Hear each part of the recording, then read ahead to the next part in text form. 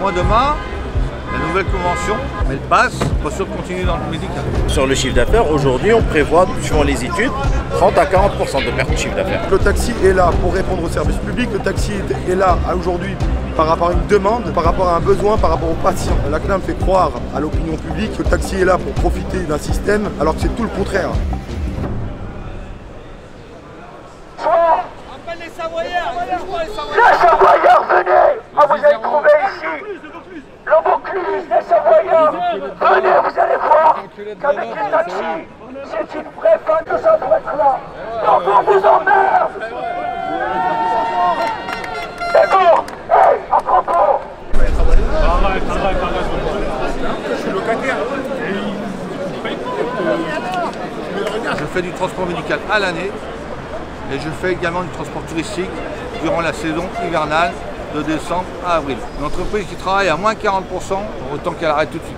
Elle ne va plus générer de bénéfices, elle sera en mode survie. Moi, je fais du transport médical à l'année avec ma femme. Nous roulons avec des véhicules économiques et écologiques qui sont en Tesla. Le chiffre d'affaires aujourd'hui pour le transport médical, nous on tourne on est à peu près à environ en moyenne à 1 € du kilomètre. Avec la nouvelle convention, on va descendre à 80 centimes du kilomètre. À savoir qu'une voiture, avec les frais de fonctionnement, tout ça, elle vous coûte 50 centimes. Avec l'amortissement, vous avez 50 centimes d'euros du kilomètre. Il vous reste 30 centimes.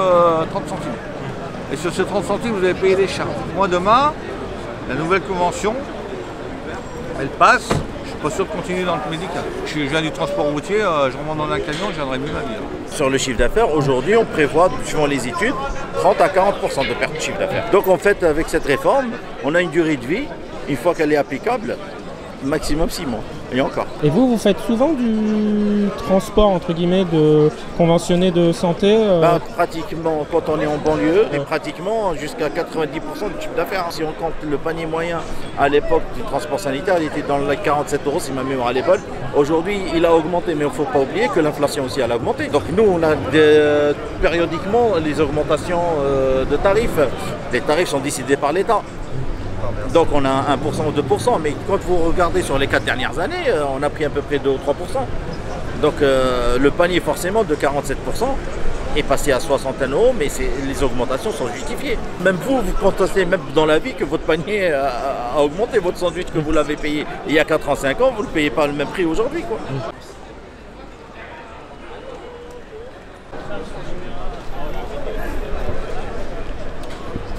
Les revendications principales, c'est la réglementation VTC et c'est aussi dénoncer le système Uber illégal. Parce que l'un ne va pas sans l'autre. Les deux sont indissociables. Il y a des millions et des milliards d'euros qui sont dépensés pour justement uberiser le secteur public. Et on ose parler, en fait, si vous voulez, de faire des économies sur le dos des taxis. Un lit d'hôpital, ça coûte combien? Ça coûte entre 3 000 et 5 000 € pour un lit. S'il n'y a pas de taxi, ça coûte plus cher.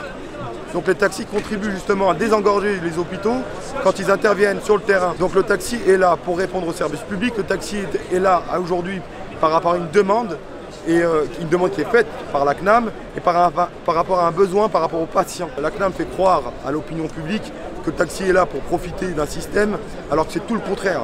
Aujourd'hui, les patients demandent à avoir des taxis.